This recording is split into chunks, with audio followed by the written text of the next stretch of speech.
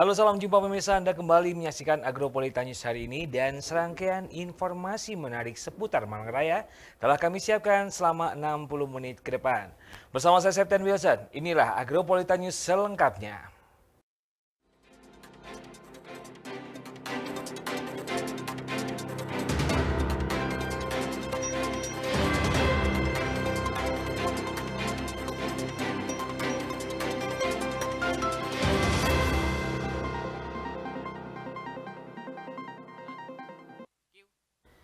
Dan mengawali Agropolitan News hari ini berikut kami rangkum berita seputar Malang Raya dalam News 60 detik.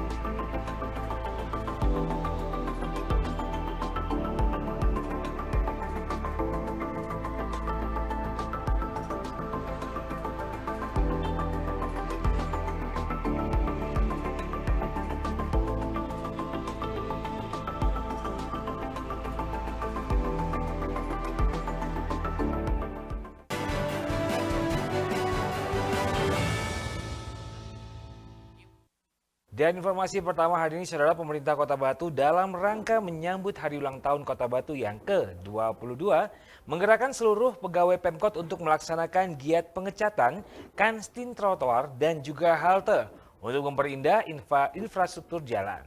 Kegiatan pengecatan ini berlangsung sejak pukul 7 pagi serta difokuskan di sepanjang jalan protokol Kota Batu.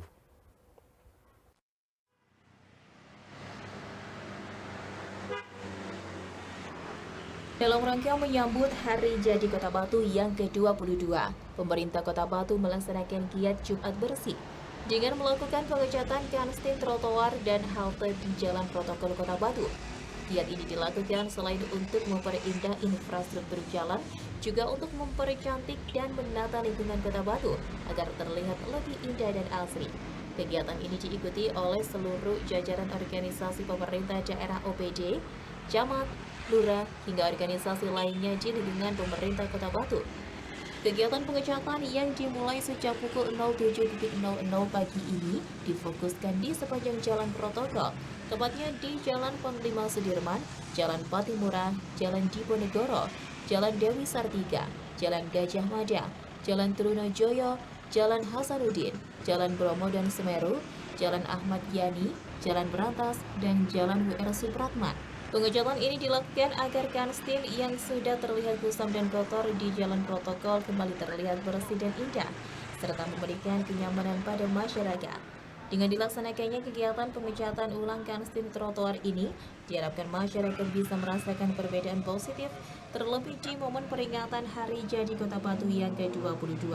Selain itu, kegiatan seperti ini diharapkan dapat dilakukan secara berkelanjutan dan menjadi contoh bagi masyarakat sekitar untuk terus bergerak dalam menjaga, merawat dan membangun Kota Batu ke arah yang lebih indah, nyaman dan juga asri.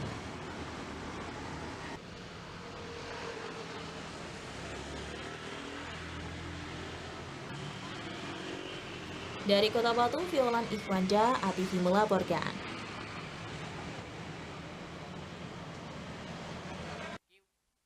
Sementara itu, Saudara, Lembaga Pendidikan Cahaya Permata yang terletak di Semanding, Sumber Sekar, Dauh, Kabupaten Malang, menggelar peringatan Maulid Nabi Muhammad SAW ke-100 di tahun 1445 Hijriah ini di hari Rabu 28 September 2023.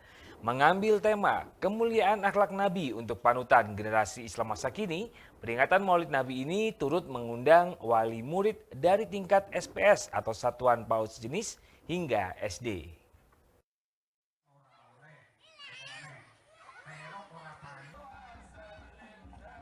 Lembaga Pendidikan Cahaya Permata Perum Puncak Permata Sengkaling D8 Semanding Sumber Sekar Dauh Kabupaten Malang gelar peringatan Maulid Nabi Muhammad SAW 1445 Hijriah Rabu 28 September 2023. Mengambil tema kemuliaan akhlak Nabi untuk panutan generasi Islam masa kini. Peringatan Maulid Nabi kali ini turut mengundang seluruh wali murid, baik dari tingkat satuan PAUD sejenis SPS hingga SD. Peringatan Maulid diwarnai dengan acara yang menampilkan berbagai kreativitas dan keterampilan siswa, di antaranya membaca ayat suci Al-Quran dan kesenian Al-Banjari. Kegiatan ini bertujuan untuk memotivasi siswa agar mereka dapat meraih keberhasilan di masa depan, sesuai dengan tujuan sekolah untuk kehidupan. Dalam puncak acara Maulid diisi dengan tausiah dengan menghadirkan Ustadz Ahmad Munir Kholis dari Kota Batu. Dalam tausiahnya, Ustadz Munir menerangkan agar umat Islam tetap memegang teguh dan mentauladani perilaku junjungan Nabi besar Muhammad SAW. Di era digital dan gempuran budaya luar yang tidak sesuai, peran lembaga pendidikan sangat berpengaruh untuk bisa membentengi generasi muda agar tetap mempertahankan nilai-nilai keislaman dan keimanan sehingga memiliki akhlak yang baik. Alhamdulillah, Maulid adalah salah satu peringatan kepada junjungan Nabi besar Muhammad SAW untuk kita meneladani akhlak Rasulullah, yang mudah-mudahan kita semuanya mendapatkan syafaatul uzma, yaitu pertolongan baginda Rasulullah SAW. Ya, di era globalisasi seperti ini, bagaimana untuk memberikan tauladan bagi mereka yang melek teknologi ini seperti apa? Kalau kita dalam sebuah hadis itu diterangkan ada fi'liyah, ada qauliyah, ada takririah. Apa itu? Sunnah fi'liyah adalah sunnah yang dilakukan oleh Rasulullah. Sunnah qauliyah adalah sunnah yang dikatakan oleh Rasulullah, sabda Nabi. Ada yang terakhir yaitu takririyah, ketetapan dari Rasulullah SAW. Untuk itu bagi generasi muda, bagi di zaman seperti ini, kita harus mengikuti jejak dari Rasulullah SAW. Sementara Ketua Yayasan Cahaya Permata Bagus Triatmojo SPDI mengatakan jika peringatan Maulid Nabi tahun ini sedikit berbeda, mengingat tahun ini juga melibatkan para orang tua murid. Tujuannya selain untuk memperingati Maulid Nabi besar Muhammad, juga sebagai ajang silaturahmi antara guru dan juga orang tua. Terima kasih. Assalamualaikum warahmatullahi wabarakatuh. Memang untuk acara Maulid tahun ini kita adakan berbeda. Kalau biasanya kan hanya internal untuk siswa-siswi saja, kita adakan di masing-masing lembaga. Tahun ini kita berusaha mengumpulkan seluruh keluarga besar Sekolah Cahaya Permata, biar tujuannya pertama saling lebih mengenal antara guru dengan wali muridnya, anak-anaknya juga. Selain itu juga kita mengenalkan kecintaan kita kepada Nabi Muhammad SAW. Dari Dauh Kabupaten Malang, Saiful Akbar, ATV melaporkan. Dan pemirsa, selepas jeda berikut ini masih akan ada banyak informasi menarik lainnya untuk Anda. Tetaplah bersama kami.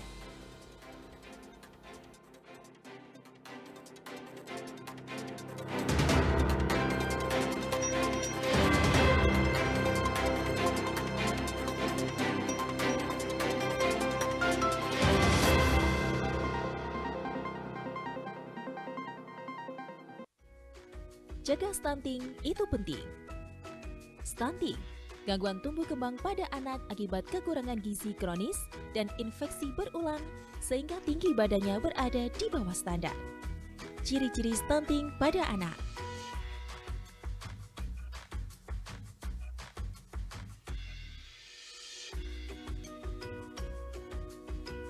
penyebab stunting pada anak.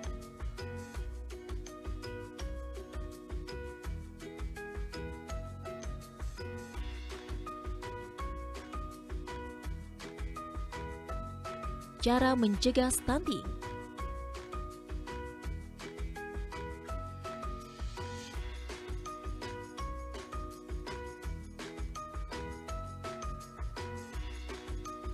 Ayo, cegah stunting. Iklan layanan ini dipersembahkan oleh dalam upaya pencegahan dan pengendalian penyakit demam berdarah DNJ DBD di Kota Batu. Lakukan pemberantasan sarang nyamuk dengan melakukan 3M+. Menguras dan menyikat tempat penampungan air seminggu sekali. Menutup rapat tempat penampungan air. Mengubur barang bekas yang dapat menampung air. Selain itu ditambah plus dengan cara lainnya seperti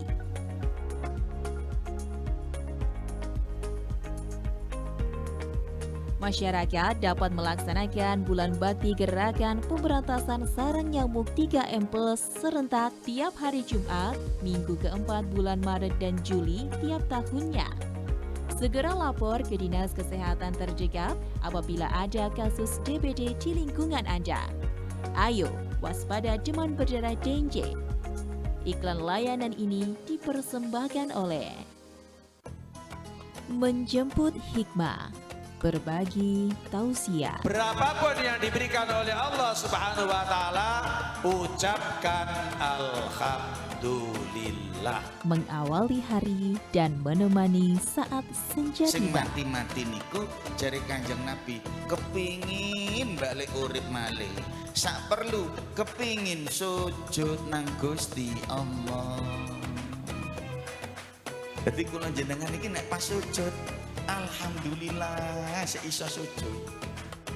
Kami sajikan program Cahaya Hati Penyejuk Rohani dalam Bingkai Hati, hanya di ATV.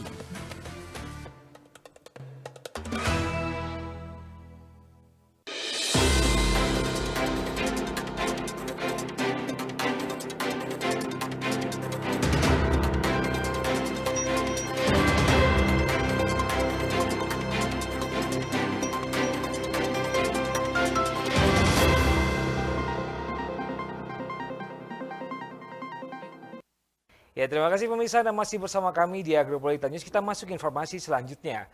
Bertempat di ruang rapat Badan Musyawarah Sekretariat DPRD Kota Batu, Komisi A bersama dengan BKPSDM dan bagian organisasi melaksanakan rapat kerja terkait dengan rencana penerimaan P3K di Kota Batu tahun 2023 ini.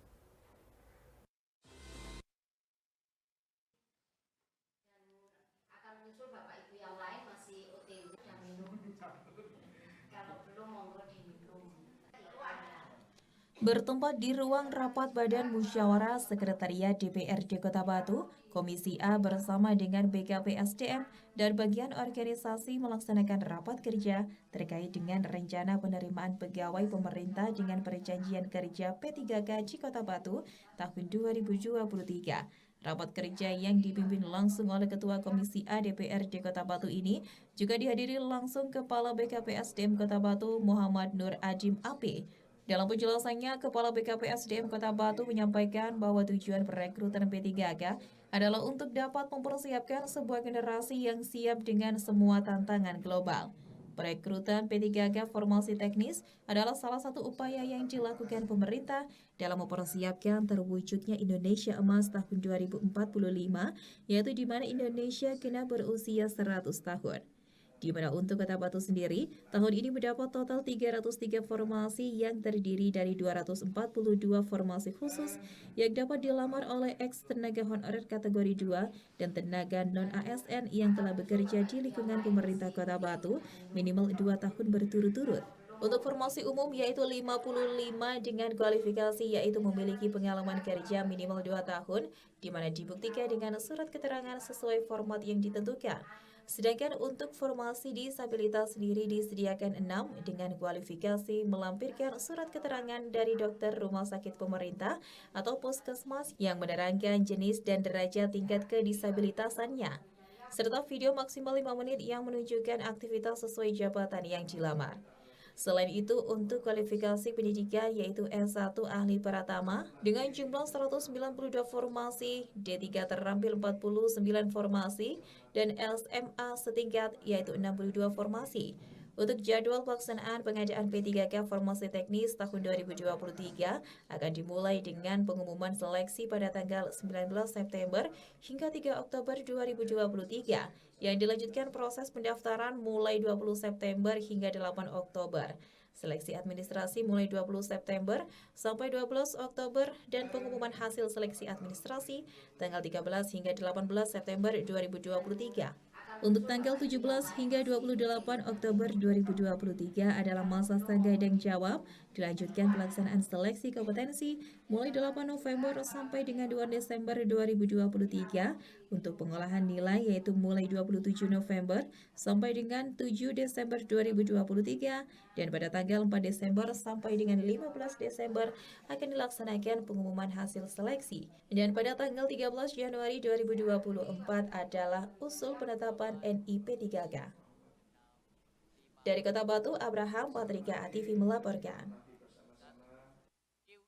Sementara itu bertempat di ruang Komisi C, Gedung Sekretariat DPD Kota Batu, Komisi C bersama dengan Dinas Perhubungan Kota Batu melaksanakan kegiatan rapat kerja terkait dengan persiapan lelang retribusi parkir tepi jalan umum.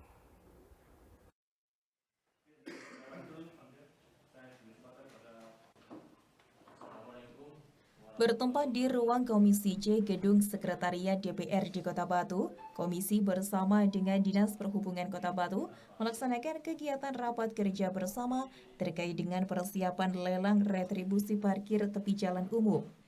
Dijelaskan oleh Wakil Ketua Komisi C DPR di Kota Batu, Didik Mahmud, bahwa sejak 2 tahun lalu Komisi C sendiri telah sepakat mengusulkan bahwa retribusi parkir tepi jalan raya Kota Batu untuk di pihak ketigakan. Hal ini dengan melihat bahwa potensi Kota Batu sebagai kota wisata, apalagi target PAD yang diberikan oleh DPRD tidak bisa terpenuhi dan tercapai serta tidak meningkat. Oleh karena itu, Dishub sendiri sebelumnya telah diberikan kesempatan dan peluang untuk mencari pihak ketiga yang mau mengadakan lelang. Menurut Didik Mahmud, dirinya mendapat informasi bahwa sebelumnya di tahun 2022 telah ada pihak ketiga yang mau mengelola retribusi parkir tepi jalan, tetapi dikarenakan belum adanya kesiapan, maka hal tersebut urung dilaksanakan. Dari Kota Batu, Abraham Patrika ATV melaporkan. Dan pemirsa, setelah jeda berikut ini kami masih akan kembali dengan beberapa informasi menarik lainnya.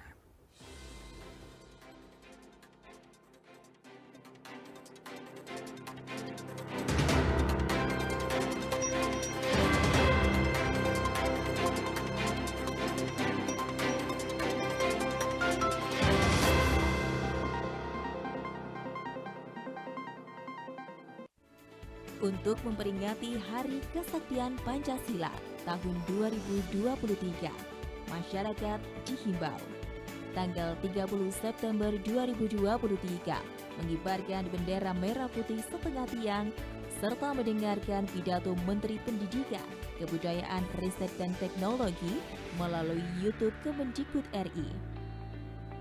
Tanggal 1 Oktober 2023 mulai pukul 06.00 waktu Indonesia Barat mengibarkan bendera satu tiang penuh. Iklan layanan ini dipersembahkan oleh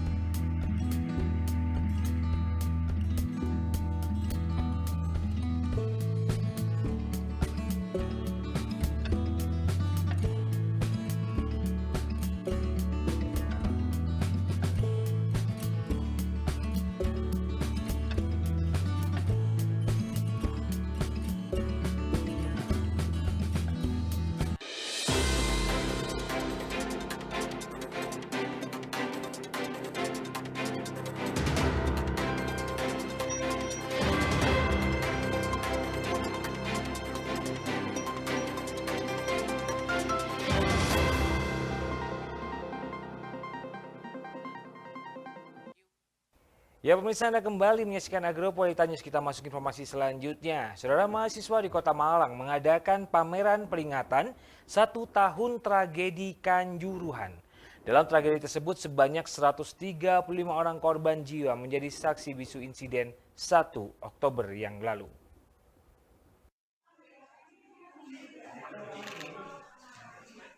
Mahasiswa di Kota Malang mengadakan pameran peringatan 1 tahun tragedi Kanjuruhan.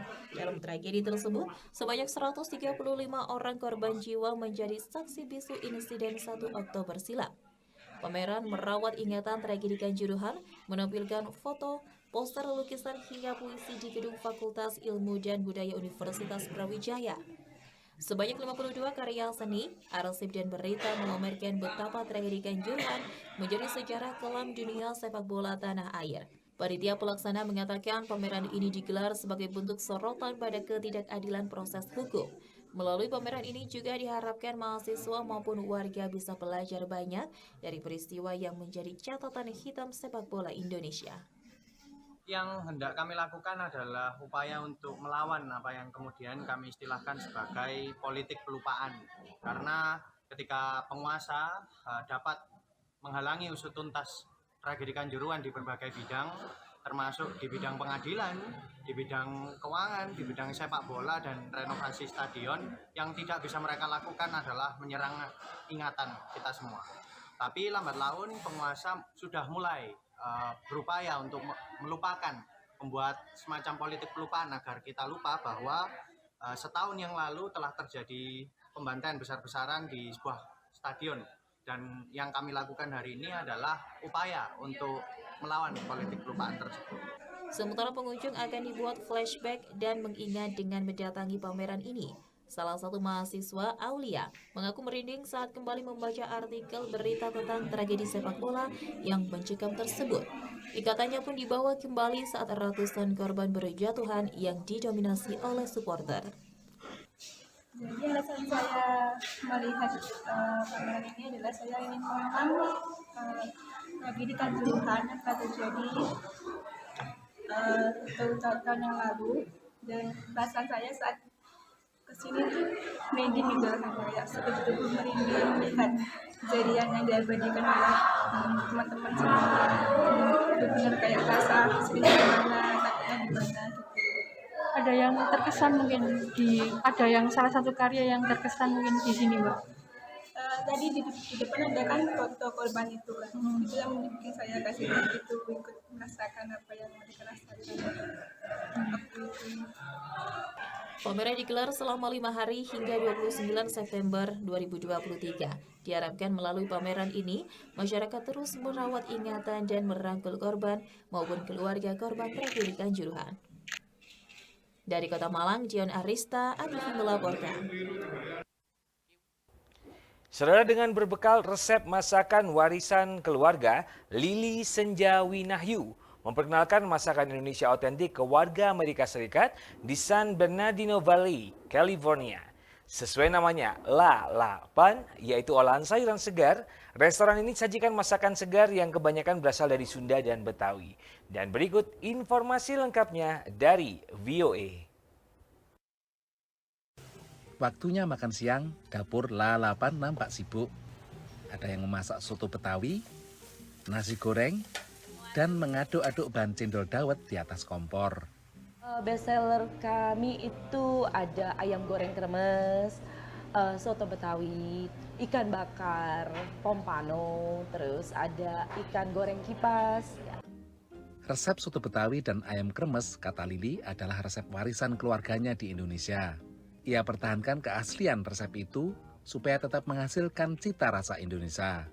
Kalau masakan Indonesia tuh pengennya tuh lebih autentik ke Indonesia daripada kita harus adaptasi sama misalnya saya ada di negara lain, saya harus adaptasi dengan negara lain taste budnya gitu loh. Keaslian rasa ini diakui oleh Sanjaya yang memesan soto Betawi dan es cendol dawet. Karena memang rasanya enak, autentik juga rasanya. Jadi kebanyakan yang jualan restoran Indo kan selain agak jauh dan tiba-tiba datang di sana zong. Rasanya beda. Kalau di sini masih oke, aman di sini. Masih masuk ya, rasanya cita rasa autentik lah, dia masih autentik. Dibuka bulan Juni tahun ini, Lalapan berlokasi di San Bernardino Valley, Los Angeles yang masih jarang restoran Indonesia. Selain diaspora Indonesia, pelanggannya juga warga keturunan Timur Tengah, Amerika, dan Asia seperti Emma Burden dari Filipina. I think on Google, that's where it came up. So I was like, oh, and and I read about it. It's the first Indonesian around here. So I said, oh, that's cool. And I have one of my best friends is Indonesian. That's why. So I've tried the food, so I'm kind of familiar. Emma memesan sop buntut, sementara Sony dan Yuni ikan goreng kipas dan nasi rames. Rasanya itu benar-benar Indo sekali kalau di sini. Lebih ada sudahnya ya mungkin.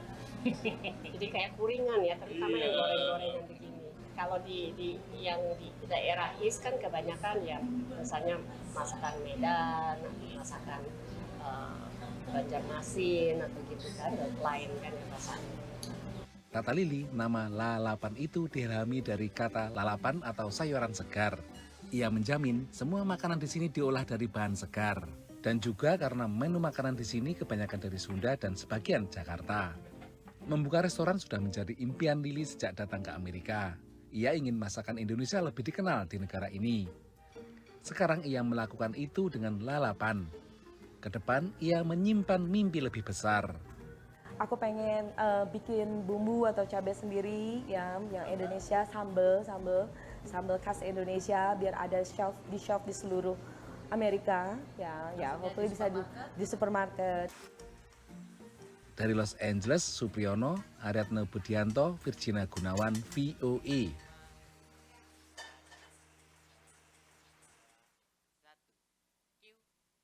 Dan pemirsa, selepas jeda berikut ini kami akan kembali dengan segmen terakhir dari Agropolita News hari ini. Tetaplah bersama kami.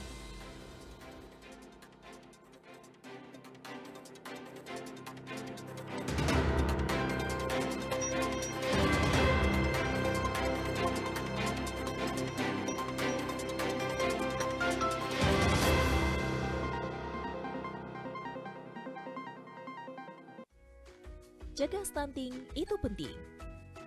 Stunting, gangguan tumbuh kembang pada anak akibat kekurangan gizi kronis dan infeksi berulang sehingga tinggi badannya berada di bawah standar. Ciri-ciri stunting pada anak.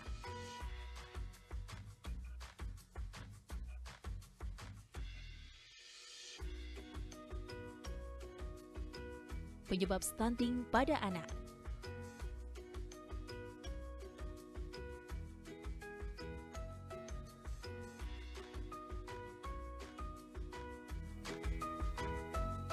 Cara mencegah stunting.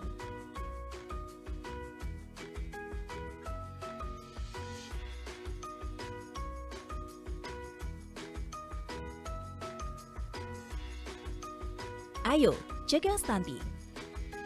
Iklan layanan ini dipersembahkan oleh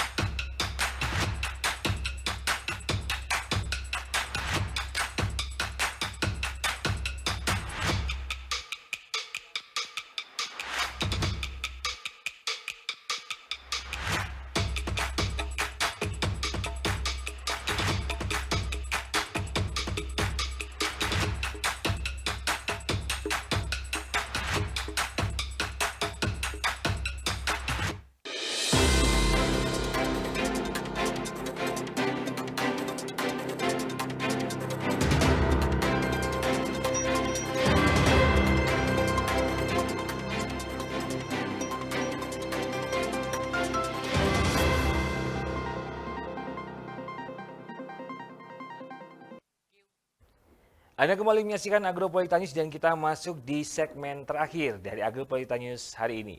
Saudara, beredar unggahan video di platform YouTube yang menunjukkan foto Menteri Koordinator Bidang Politik, Hukum dan Keamanan Mahfud MD bersama sekumpulan warga dengan disertai judul Jokowi Panik, Mahfud MD bersama mahasiswa desak Jokowi mundur karena sudah tidak dipercaya oleh rakyat.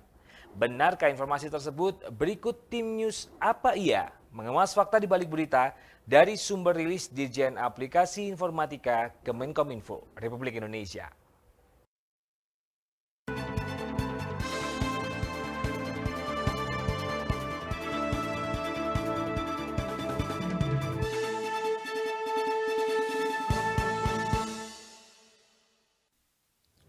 Halo Sobat News, tahukah kalian banyak sekali cuitan informasi yang setiap hari mengelilingi kita.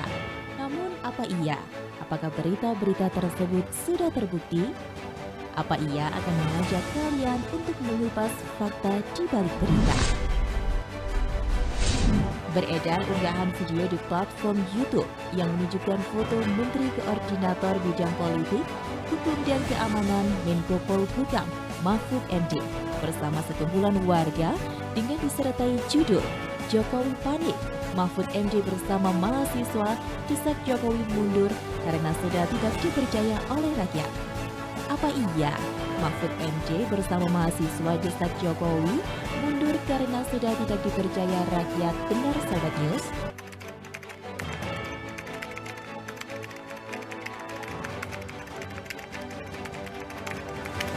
Dilansir melalui rilis resmi Kemenkominfo yang mengutip dari turnbackhoax.id pada tanggal 15 Agustus lalu, faktanya informasi tersebut adalah disinformasi.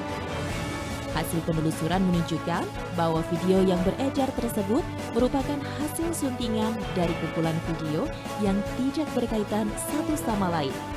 Tidak ditemukan informasi mengenai Menko Polhukam Mahfud MD dan mahasiswa mendesak Presiden Joko Widodo untuk mundur karena sudah tidak dipercaya rakyat. Nah Sobat News, kalian harus senantiasa menyimak berita dengan teliti ya. Jangan langsung mudah terpengaruh oleh berita yang tersebar. Oke Sobat News, kita akan kupas fakta dari berita lainnya. Saksikan hanya di Apa Iya.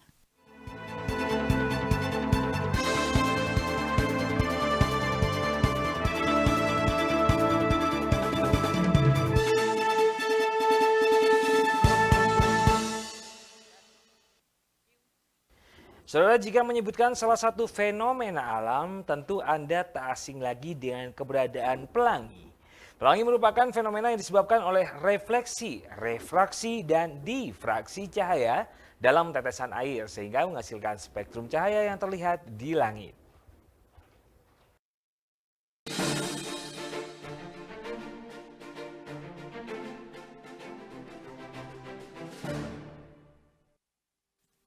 Pemirsa, inilah fakta unik pelangi, versi news, fakta dan unik.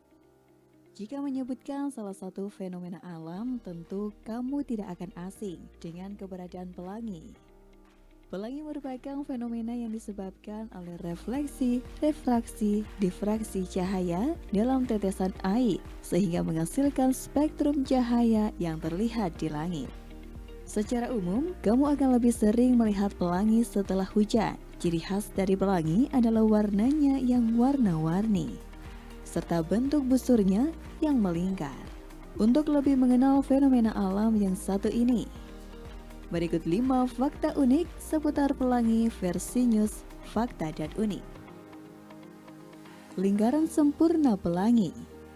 Jika kamu melihat pelangi dari tanah, maka bentuk yang paling sering terlihat adalah setengah lingkaran. Padahal ternyata kamu dapat menikmati tampilan pelangi yang berbeda apabila melihatnya langsung dari atas langit. Kamu dapat melihat lingkaran sempurna dari pelangi di kaca pesawat. Hal ini memang cukup jarang sebab posisi kita yang harus tinggi dan kondisi langit yang harus cerah. Sulit menemukan ujung pelangi. Mungkin kamu selalu merasa penasaran seperti apa ujung pelangi yang selama ini muncul di langit. Namun sebetulnya kamu akan menemukan kesulitan untuk menemukan ujung pelangi. Keberadaan pelangi biasanya disesuaikan dengan orientasi posisi dari dirimu dan sinar matahari. Singkatnya, posisi pelangi akan berpindah apabila kamu berpindah pula. Pelangi muncul secara double. Kerap kali banyak orang yang terpesona dengan kemunculan pelangi yang ada di langit. Namun keberadaan dua atau double pelangi akan lebih mencuri perhatian dari banyak orang. Keberadaan double pelangi bisa terjadi ketika cahaya matahari direfleksikan 2 kali di dalam tetesan air hujan. Dengan sinar violetnya, dengan demikian pelangi pun akan muncul, namun biasanya dengan ketinggian yang berbeda. Pelangi hanya ada di bumi. Keindahan pelangi mungkin menjadi salah satu hal yang patut disyukuri, sebab hanya terdapat di bumi saja. Faktanya, hampir tidak akan menemukan keberadaan pelangi pada planet asing lainnya. Tidak ada planet lain yang memiliki kandungan air pada daratan ataupun awan yang mengandung air hujan di dalamnya. Padahal bahan utama untuk menyebabkan pelangi adalah sinar matahari dan tetesan air. Dengan demikian, hampir sulit menemukan pelangi di sana.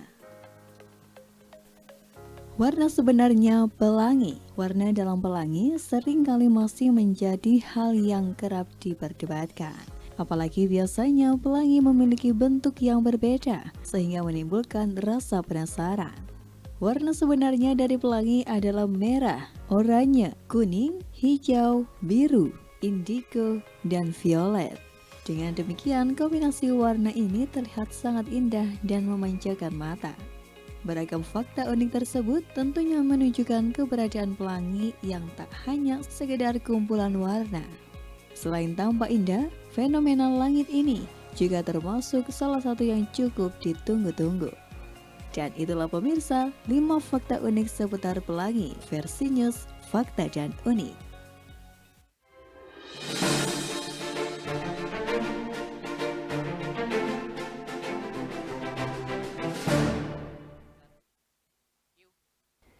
Dan berikut pemirsa kami akan informasikan untuk Anda perakiraan cuaca esok hari dari BMKG Stasiun Klimatologi Kelas 2 Malang. Dan informasi perakiraan cuaca yang akan Anda saksikan sekaligus mengakhiri perjumpaan kita dalam Agropolita News hari ini.